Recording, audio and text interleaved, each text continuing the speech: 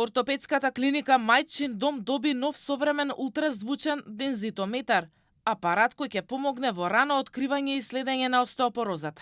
Уредот е брз и безболен и без зрачење, кој ќе ја мери густината на коските кај пациентите.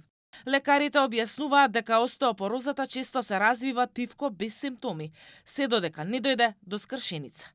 Термините за снимање се веќе отворени. Овој нов апарат сега ни отвара врати, покрај тоа што ќе го намалиме бројот на скршеници, да можеме да направиме голема заштеда и за здравствениот систем. Ја верувам дека има огромен број на пациенти кои што чекаат да се снимат. Секако ние ги покриваме нашите пациенти со овие други 4 апарати кои што функционираат во Скопје, но сега и овој апарат кога ќе се пушти повторно во употреба, мислам дека ќе биде уште подобро. Во Македонија има 13 апарати, од кои 5 се во Скопје. Останатите се во другите градови.